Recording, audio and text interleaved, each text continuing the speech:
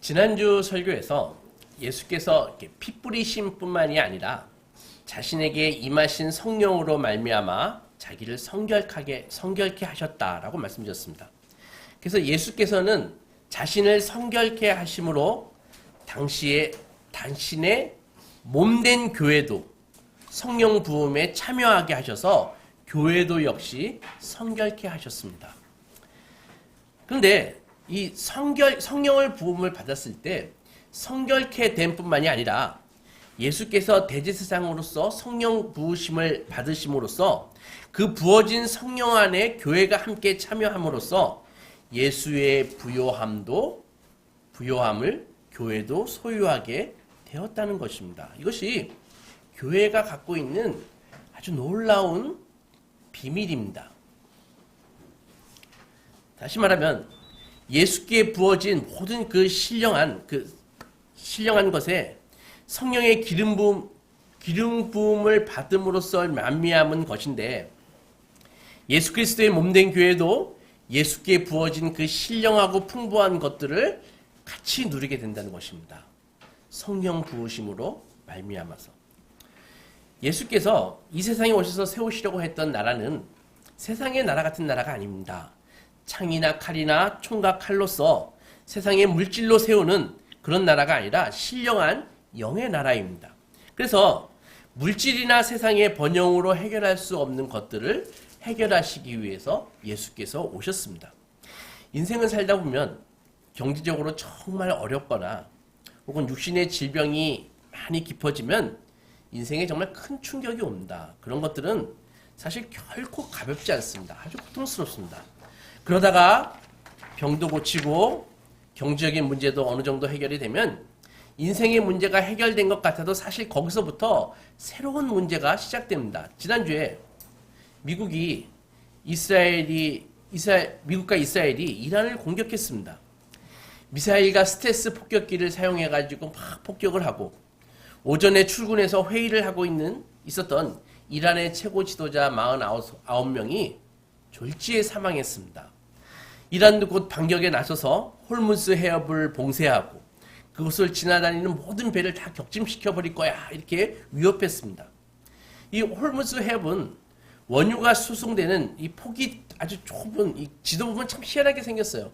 폭이 아주 좁은 해로인데 이게 그 좁은 해로로 세계의 물동량의 20%가 거기를 통과한다고 합니다. 그러니까 이 유조선이 다닐 수 있는 폭은 30km인데 실제로 다닐 수 있는 깊이가 있는 곳은 3km밖에 안 된다는 거예요. 그래서 3km만 딱 막으면은 원유 수입이 딱 중단된다는 것이죠. 그래서 이게 봉쇄되기 전에는 유가가 이게 한 $60였었는데 딱 봉쇄되고 나니까 어제 살펴보니까 $90가 넘더라고요. 그러니까 주유소 지금 기름값이 팍 미친 듯이 오르는 게 그 이유입니다. 유가가 $100가 넘으면요. 한국 경제는 아주 영향을 받기 시작합니다. 우리가 자랑하는 많은 기업의 주가도 폭락을 면치 못합니다. $250까지 치솟게 되면은요, 세계 경제는 그야말로 아수라장이 되어버린다고 이렇게 얘기를 합니다. 경제학자들이.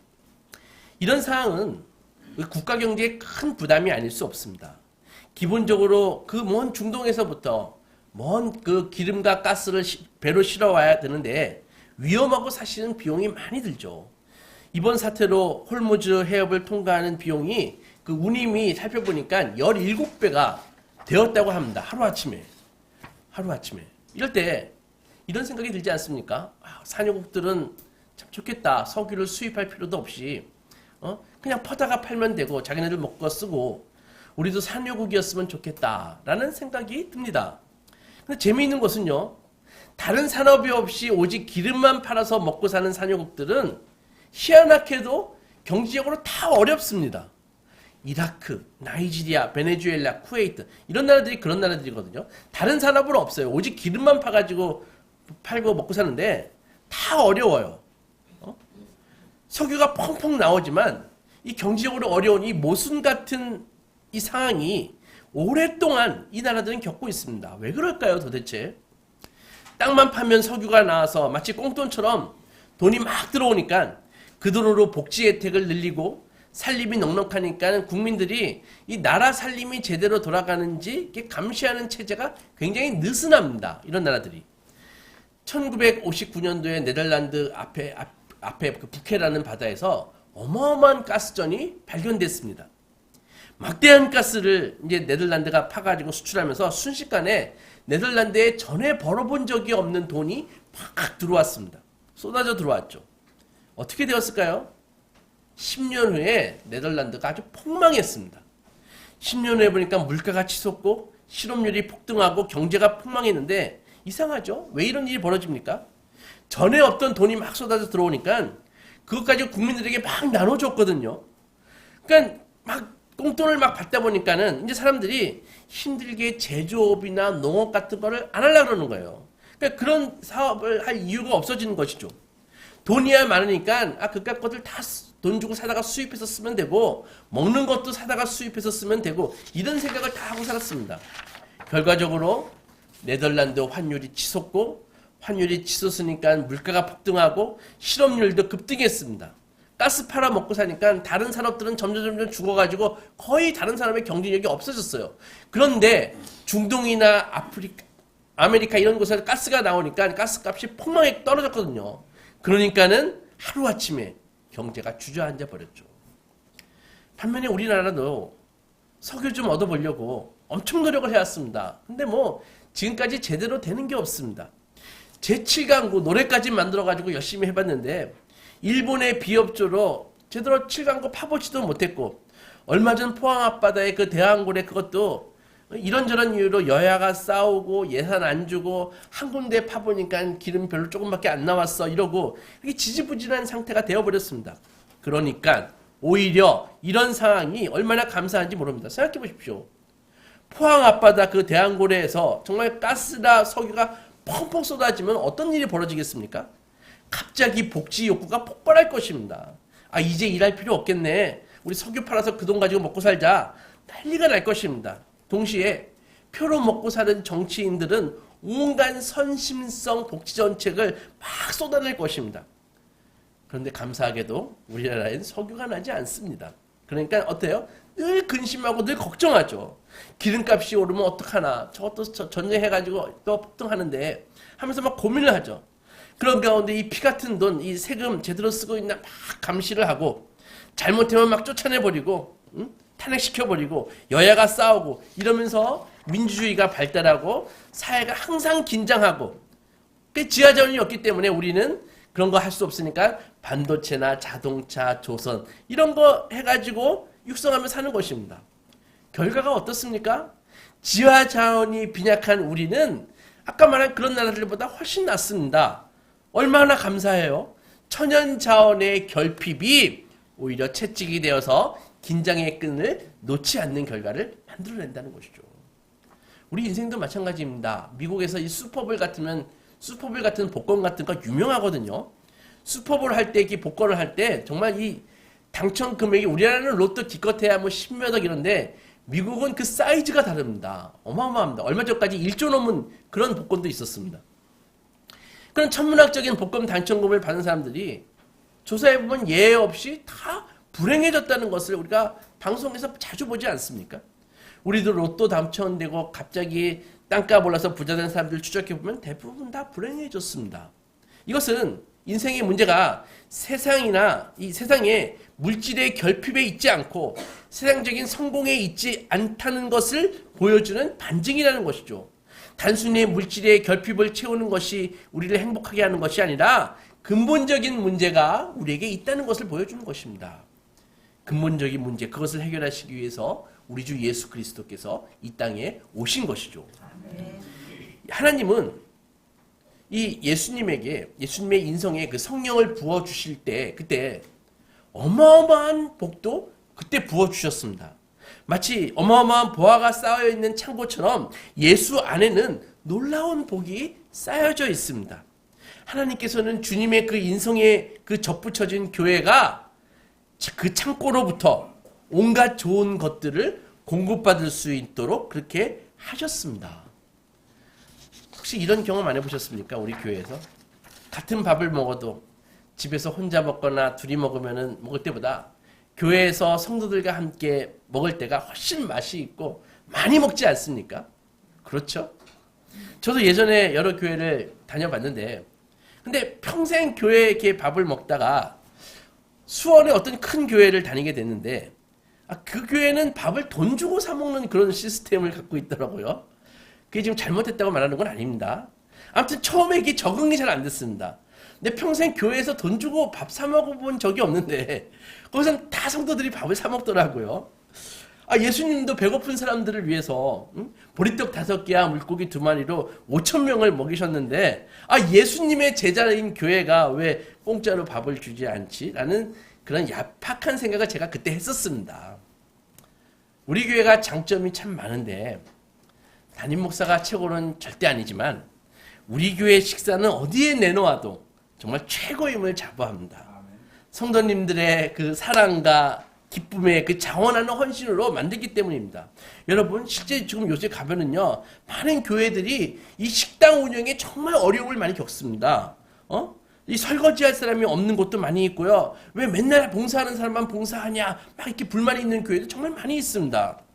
이것도 하나의 결핍입니다. 뭐예요? 은혜의 결핍인 것이죠. 예수님은 그분 자체가 놀라운 창고가 되십니다. 하나님께서 성령의 기름 부음을 통해서 예수 안에 온갖 좋은 선물을 무한히 예수 안에 쟁여놓으셨습니다. 그래서 교회의 머리이신 그리스도께서 당신의 몸된 지체들에게 성령을 통해서 그것을 나누어 주시고 계시는 것입니다. 이것이 바로 우리 성도가 교회가 성령 충만 받아야 할 이유입니다. 하나님께서 예수를 통해서 공급받는 이 시스템을 교회를 위해서 만들어 주셨거든요. 그러니까 교회가 성령 충만하기만 하면은 예수 안에 있는 그 놀라운 그 자원과 보화들을 교회가 끌어쓸 수 있는 것입니다. 본문을 보면 9절에 우리 주 예수 그리스도의 은혜를 너희가 알거니와 부요하신 이로써 너희를 위하여 가난하게 되심은 그의 가난함으로 말미암아 너희를 부요하게 하려 하심이라. 무슨 뜻입니까? 예수께서 너무 많이 퍼져가지고 예수님이 가난하게 되었다는 말입니까? 그럴 리가 있나요? 예수님의 인성에 그 부어진 신령한 자원은 우리가 아무리 나누어 써도 고갈되거나 그것으로 인해 예수님의 가난하게 되는 일은 없습니다. 그럼 성경은 왜 예수님이 우리를 위해 가난해지셨다 이렇게 이야기할까요? 그것은 예수님이 성육신 하심으로 말미암아 성자로서 누렸던 모든 하늘의 권세를 내려놓으시고 인간이 되신 것을 의미하는 것입니다. 예수께서는 창조에도 참여하신 만물의 주인이시지만 그 부요함을 포기하시고 3차원 시공간에 갇혀있는 이 인간과 같이 제한된 인생을 받아들이셨다는 것입니다. 이것이 예수님이 가난하게 되셨다는 의미이죠. 예수님은 하나님의 본체이시고 동시에 하나님의 아들로서 하나님께로부터 모든 것을 부여받으신 분이시기에 이 우주도 그분 것입니다. 세상의 주인으로 모든 것을 통치하실 뿐 아니라 스스로 모든 것을 누리고 소유할 수 있었음에도 불구하고 주님은 대신에 충만하게 채워진 당신의 인성 안에 있는 이 자원을 우리에게 끊임없이 나누어 주시는 삶을 사셨습니다. 주님은 이 세상에 계실 때 하나님의 아들로서 모든 것을 소유하고 계신 것처럼 그렇게 사시지 않으셨습니다. 오히려 지산생애 동안 모든 것을 가질 수 있었음에도 불구하고 당신을 따르는 사람들에게 나누어 주시고 오히려 그것들 때문에 가난해지셨습니다. 여러분, 우리가 알듯이 예수께서는 놀라운 기적을 행하셔서 병든 자를 죽은 자를 살리시고 줄인 자들을 먹이셨습니다. 물로 포도주를 만드시고 수많은 병든 자들을 다 고쳐주셨습니다. 만약에 현대에 어떤 회사가 있어가지고 회사가 예수님이 하실 수 있는 기적을 행하는 능력을 가지고 그들의 재화 용역을 만약에 팔 수 있었다면 그 회사는 세상의 모든 부를 다 끌어담을 것입니다. 생각해 보십시오. 어떤 병도 고치고 죽은 사람도 살릴 수 있다? 전 세계에 있는 모든 부자들이, 모든 왕들이 그들의 전 재산을 싸들고 찾아올 것입니다. 진시황도 찾아왔겠죠. 그런데 예수께서는 그렇게 수많은 기적을 행하셨음에도 불구하고 단 한 번도 자신을 위해서는 그 기적을 사용하신 적이 없으십니다. 한 번도 본인을 위해서는 물로 포도주를 만드시지 않으셨습니다. 당신을 위해서 5,000명이 먹을 수 있는 그 먹을 식량을 만들어서 당신을 위해서 파신 적이 없으십니다. 물고기를 잡아서 팔기 위해 단 한 번도 그물을 바다에 던지신 적이 없으십니다. 모든 기적을 통한 공급은 주님 자신이 아니라 당신을 따르는 무리들, 목자 잃은 양같이 유리하고 고생하는 사람들을 위해서 다 사용하셨습니다. 예수님은 성자로서 한없이 부유하신 분이셨지만 인간이 되심으로 자원하여 가난하게 되셨고, 주님의 가난함 때문에 다른 모든 사람들을 부유하게 하시기 위한 길을 선택하셨습니다. 예수께서 하늘 권세를 버리시고 세상에 오셔서 스스로 가난해지셨던 이유는 바로 그분이 영원한 왕이요 동시에 제사장이셨기 때문입니다. 가난해지신 이유는 그분이 제사장이셨기 때문입니다. 가난한 세상을 중보하시는 제사장의 사명을 감당하기 위해 스스로 우리와 같이 가난해지신 것입니다. 하지만 성령의 기름 부음을 받으셨고 그 결과 놀라운 하늘의 자원과 선물들이 영원한 대제사장 되신 우리 주 예수 그리스도라고 하는 그 창고에 가득 쌓이게 되었습니다. 이 놀라운 자원과 선물이 누구의 것입니까? 바로 교회를 위한 자원들입니다. 어째서 그렇죠? 교회가 신약시대의 제사장의 사명을 위임받았기 때문입니다. 그러므로 제사장에게 주어지는 모든 것은 제사장 자신을 위해서 주어진 것이 아니라 그 제사장이 섬기도록 되어 있는 이스라엘 백성과 온 나라 그리고 열방을 위해 주신 것입니다. 소명을 받은 제사장은 이스라엘을 위해 존재하고 이스라엘은 온 열방을 위해 존재하는 것입니다. 소명을 받은 제사장은 이스라엘을 위해 존재하고 교회를 위해 존재하고 교회는 온 열방을 위해 존재하는 것입니다. 제사장은 이스라엘을 섬기고 이스라엘은 열방을 섬김으로 말미암아 하나님을 경배하는 모든 영광이 온 땅에 가득하게 되는 것, 그것이 하나님께서 이스라엘을 선택하신 이유입니다. 이제 신약시대에 와서 예수께서 영원한 대제사장으로서 우리를 위해 부유하시지만 가난해지심으로써 우리에게 생명을 주시고 당신의 그 인성 안에서 하나님께 받은 모든 것들을 우리에게 주셔서 우리로 하여금 세상을 섬기도록 그렇게 하셨습니다. 그래서 우리가 하나님 앞에 나아갈 때 구약의 대제사장이 에봇 위에 12지파에 해당하는 그 호마노 보석 위에 12지파의 이름을 새기고 양쪽 어깨에 달고 가슴 흉배에는 이스라엘 12지파를 상징하는 그 보석을 달고 성소에 들어갔던 것처럼 우리가 하나님 앞에 나아갈 때는 주님이 택하신 모든 사람들이 제사장으로서 하나님 앞에 나아가는 것입니다. 잊지 마십시오. 성도가 가장 복되고 성도다운 모습은 바로 제사장의 모습으로 하나님 앞에 서는 것입니다. 물론 깨어지고 상처 있고 좌절하고 있는 모습, 하나님께서 그 모습 사랑하십니다. 그러나 그것은 복된 모습이라고 할 수 없습니다. 그것은 치유받아야 하고 돌봄을 받아야 할 상태이죠. 그런 모습은 반드시 일시적이어야지 상시적이 되어서는 곤란합니다. 맨날 상처 입은 모습, 맨날 깨진 모습, 맨날 죄송한 모습 안 되는 것입니다. 복의 통로와는 거리가 먼 모습이기 때문입니다. 성도의 가장 복된 모습은 사명을 감당하는 모습, 제사장의 모습이어야 되는 것입니다. 여러분 어깨에 호마노에 누구의 이름이 지금 새겨져 있습니까? 여러분의 흉패에 지금 누구를 보석처럼 여기고 그리고 중보하고 있습니까? 그런 것이 없다면은 불행한 것입니다. 아직 어린아이 시당이기 때문입니다. 잊지 마십시오. 우리 모두는 다 축복을 원하지만 제사장에게 부여하신 그 각별한 성령의 은혜, 하나님과의 친밀함, 수많은 영적인 축복, 진리에 대한 깨달음, 죄사함을 얻게 하는 특권, 이런 것들은 제사장 개인에게 주신 것이 아닙니다. 그것들은 모두 제사장으로 하여금 이스라엘을 섬기게 하기 위해서 하나님이 주신 것입니다. 안타깝게도 오늘날 이런 사상들이 다 사라져가고 있습니다.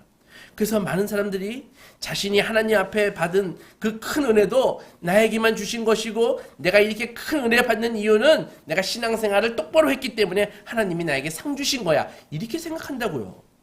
그래서 간증을 들어보면 하나님의 이름을 높이는 것이 아니라 자기의 무용담을 늘어놓는 그런 일이 되고 맙니다. 하나님께서 주신 많은 물질, 젊음, 육체의 건강, 남다른 재능, 이 모든 것은 하나님께서 그 사람 개인에게 주신 것이 아니라 좁게는 우리 교회의 지체들을 대신해서 주신 것이고, 넓게는 이 세상에 섬겨야 할 모든 사람들의 이름을 달고 하나님 앞에 나아오라고 하나님께서 주신 부요함이라는 것이죠. 그런데 어깨에 견장에 아무 이름도 없고 가슴에 누구의 이름도 달고 있지 않고 하나님 앞에 나아온다? 그런 사람은 오히려 받은 축복이 재앙이 될 것입니다. 왜? 하나님이 마지막 날에 맡기신 대로 찾으시는 분이기 때문입니다. 하나님께서는 이 모든 것들을 우리가 제사장으로서 교회를 섬기고 세상을 섬기기 위해 우리에게 맡긴 것이죠. 우리 성도들은 가난했던 우리를 부유하게 하시기 위해 당신을 기꺼이 가난한 삶을 사신 예수 그리스도 우리 주님을 본받아야 됩니다. 그럴 때 하나님께서 더 많은 것을 제사장으로 살아가는 자녀들에게 더 채워주십니다. 그래서 당신의 구원의 경륜을 이루어 가시며 더욱더 이웃을 섬길 수 있도록 그렇게 해주십니다. 주께서는 영적인 은혜만 우리에게 주신 것이 아니라 물질과 건강 모든 것을 주셨습니다. 이것도 바로 예수 그리스도의 그 중보를 통해서 우리에게 부어주신 것입니다. 우리들이 하나님이 주신 물질들을 사용함에 있어서 다른 사람들에게 끊임없이 베풀고 나누어 주면은 일시적으로 예수님이 그러하셨던 것처럼 당신은 부유하시지만 가난해지는 것 같은 일이 일어날 수 있습니다. 하지만 그것은 일시적인 것입니다. 예수님은 이 땅에서 처음부터 많은 물질을 소유하셔서 부유한 분이 되셨다가 뭐 조금씩 나누어 주셔서 가난해지신 적이 없으십니다. 그런 게 아니라 처음부터 그분은 자기 것이라고 할 수 있는 것이 없었습니다. 주님이 세상에 오신 목적은 세상에서 많은 것을 누리기 위해 오신 것이 아니라 당신 자신을 제물로 주심으로 우리를 하나님과 화목시키기 위해 오셨습니다. 우리는 하나님께서 모든 것을 다 받는 존재입니다. 그리고 하나님께서는 당신의 자녀들이 당신께서 유업으로 주신 땅의 그 기업과 물질, 풍요로움을 누리면서 살아가는 것을 기쁘게 생각하십니다. 그러므로 여러분, 하나님이 주신 것에 대해서, 누리는 것에 대해서 주저하거나 죄책감을 갖지 마십시오. 기쁨으로 누리십시오. 오히려 주님이 원하시는 것은 당신께서 끊임없이 부어주시는 그 물질과 건강, 남다른 재능과 우리가 갖고 있는 많은 것들을 누릴 뿐 아니라 한 걸음 더 나아가 하나님이 내게 주신 이 육적인 모든 자원들은 제사장직을 수행하는데 사용하라 라고 나에게 부어주신 것이다 라는 것을 깨닫기를 원하십니다. 하나님께서는 예수 안에 모든 신령한 것들을 주셔서 교회가 교회되기 위한 자원들의 원천이 되십니다. 여러분, 오해하지 마십시오. 성도만 이렇게 모아놨다고 교회가 교회되는 게 결코 아닙니다. 교회는요, 눈에 보이지 않는 영적인 신령한 자원이 필요합니다. 그 자원은 예수 그리스도에게서 오는 것입니다. 우리가 교회가 성령 충만하지 않으면요, 그 자원이 끊어져요. 그러면 교회가 어떻게 되냐 하면은 아주 냉랭한 그냥 조직이 돼버리고 교회 놀이하는 사람들이 되어버리는 것입니다.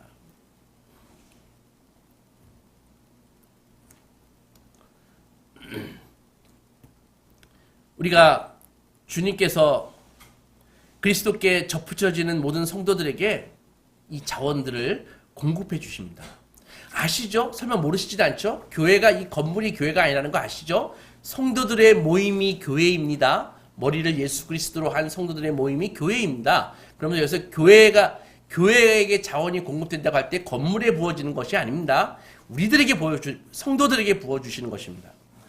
우리가 주님께서 주신 모든 좋은 은혜와 영적인 축복들을 가난하고 고통받고 무지와 고집으로 인해 아직 하나님의 은혜 통치 안으로 들어오고 있지 않는 그런 못하는 사람들을 위해서 끊임없이 섬기고자 할 때 영혼들을 섬기고 나누어 주어도 그런 소비는요, 나에게 부어주시는 하나님의 은혜를 결코 고갈시키지 못합니다. 이것을 확신하셔야 됩니다. 우리가 쓴다고 고갈되는 것이 아니라는 것이죠. 공급이 중단되거나 공급이 빈약하기 때문에 우리가 고갈되는 것이지 우리가 써서 고갈되는 것이 아니라는 것입니다. 그럼에도 신자가 은혜의 고갈과 결핍을 실질적으로 느끼는 이유가 뭡니까? 너무나 많이 섬겼기 때문입니까? 그것이 아니라 죄와 부주의함으로 영적인 생명의 원리를 따라 살지 않았기 때문입니다. 그래서 스스로 고갈되는 것이지 내가 너무 많이 섬기고 봉사했기 때문에 고갈되는 법은 없습니다. 우리가 얼마나 많이 구합니까? 성령 충만한 능력을 부어주십시오. 말씀에 큰 빛을 보게 해주십시오. 고통받는 사람들을 고쳐주십시오. 하나님의 교회에 물질이 필요합니다. 물질을 주십시오. 은사를 가진 주의 종들을 부어 우리에게 보내주십시오. 수많은 간구들이 있죠. 이 모든 것들이 주님께서 다 기뻐하시는 기도 제목들입니다. 하나님의 나라와 그분의 의로움을 구하는 기도 제목들은 하나님께서 응답해 주시고 온갖 좋은 은사와 선물을 그런 기도 제목을 갖고 있는 교회들에게 부어주신다는 것이죠. 사랑하는 소망교회 성도 여러분, 기도하면 우리가 원하는 모든 것을 얻을 수 있을까요? 그렇지 않습니다. 우리가 얻을 수 있는 것은 오직 예수 안에 있는 것을 우리가 얻는 것입니다. 하나님께서 예수 그리스도께 주신 것 이외에는 우리가 아무리 기도해도 우리는 얻을 수 없습니다. 그래서 기도하고 구하기 전에 먼저 체크하십시오. 나의 기도 제목이 내가 구하고 있는 것이 예수 안에 있는 것인가? 그게 아니라면은 구해도 얻지 못합니다. 하나님이 안 주십니다. 반면에 그것이라면 그것이 설령 너무나 크고 불가능해 보이는 것이라 할지라도 하나님께서 믿음으로 구할 때 주신다는 것이죠. 우리가 기도해서 얻을 수 있는 것은 하나님께서 예수 안에 주신 것을 우리가 얻는 것입니다. 누가 전달해 주십니까? 성령 하나님이, 성령님이 전달해 주십니다. 교회가 성령의 기름 부으심 속에 있을 때 예수 그리스도의 그 인성 안에 주어진 그 풍부한 것들은 성례전적인 연합을 통해서 교회에 끊임없이 부어주시는 것입니다. 그래서 교회는 언제나 잠자지 않고 깨어 있어야 됩니다. 한 사람이 성령 충만하면 놀라운 영혼의 변화가 일어나고 영혼의 변화는 마음의 변화를 일으킵니다. 그렇게 되면서 놀라운 은혜의 역사들이 다 일어나게 된다는 것이죠. 이것이 바로 하나님께서 교회에 당신의 자원들을 부어주시는 방식입니다. 이 놀라운 것을 왜 부어주신다고요? 바로 제사장으로 살게 하시기 위해서. 여러분께서 영혼과 물질의 심각한 고갈을 경험해 보셨나요? 그 고난의 때에 결핍의 원인이 한번 무엇인지 한번 깊게 생각해 보신 적이 있으십니까? 결핍의 표면적인 원인들은 눈에 다 보여요. 하지만 결핍의 근본적인 원인은 눈에 보이지 않습니다. 표면적인 원인들이야 여러 가지가 있겠지만 결핍의 근본적인 원인은 우리가 많이 사용해서 우리가 많이 주어서 그래서 잃어버려서 고갈된 것이 아니라 공급의 원천이신 예수 그리스도를 충분히 만나지 못했기 때문입니다. 근원에서부터의 공급은 없거나 지극히 빈약한데 나의 그 알량한 자원을 계속 소비하면 머지않아 고갈되는 것은 당연하죠. 그래서 언제나 신앙인이라면은 뭐 하고 뭘 섬기기 전에 내가 공급의 근원이신 예수와 지금 붙어 있는가 그것을 항상 체크해야 되는 것입니다. 주님을 깊이 만나면 만날수록 그분의 그 부요함, 그분의 풍성함과 풍요로움은 끝이 없기에 성도의 삶은 언제나 풍성한 삶을 살게 되는 것입니다. 다시 말씀드리지만 자기 자원으로 섬기고 살면은요 곧 고갈되고 번아웃되고 부작용만 생깁니다. 설령 자신이 갖고 있는 그 객관적인 자원이라도 반드시 그 위에는 성령의 기름 부음이 있고 나서 그것 가지고 써야 된다는 것이죠. 구약의 제사장들이 헌제자와 함께 드렸던 제사의 모습을 한번 상상해 보십시오. 죄를 속죄받고 상처를 치유받기 원해서 짐승을 끌고 그 헌제자가 제사장을 찾아갑니다. 그리고 짐승의 머리 위에 손을 얹고 자기의 죄와 허물을 짐승에게 전가시키죠.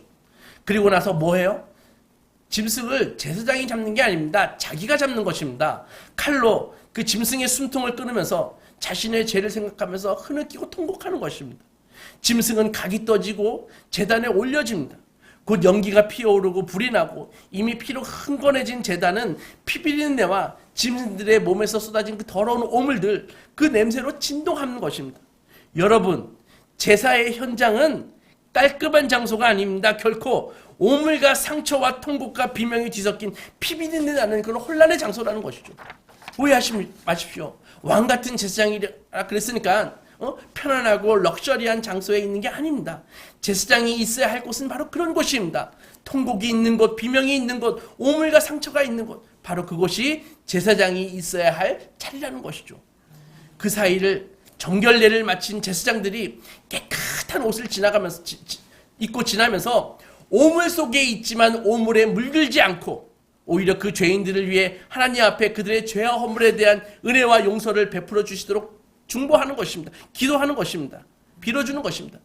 자신의 힘으로 하나님 앞에 나올 수 없어서 흐느끼는 그 헌제자를 긍휼히 여기는 제사장이었다면 헌제자가 그렇게 울부짖을 때 같은 마음으로 함께 울어주지 않겠습니까? 제사장 자신에게 주신 모든 것을 바쳐서라도 이 사람을 하나님 앞에 나아가도록 도와주려고 하지 않을까요? 이것이 바로 신앙이고 믿음입니다. 이것이 바로 예수 그리스도의 피로 구속함을 받은 우리를 왕같은 제사장으로 세워주신 이유입니다. 사랑하는 여러분, 우리가 이런 왕같은 제사장으로 부르심을 받은 존재라는 것을 깊이 생각하시고 내게 주신 그 구원의 은혜, 지식의 은사, 모든 물질과 영적인 은사들을 가지고 교회를 섬기시고 가족과 이웃을 섬기십시오. 그런 삶을 살 때 여러분은 예수 그리스도의 그 인성으로부터 부어지는 그 끊임없는 영적인 부요함 속에 살아가게 될 것입니다. 아무쪼록 우리 소망가족 모두 왕같은 제사장의 사명을 감당하셔서 세상이 알 수 없는 평안과 세상이 알 수 없는 풍성함 가운데 거하시기 주님의 이름으로 축원합니다. 기도하고 나가겠습니다.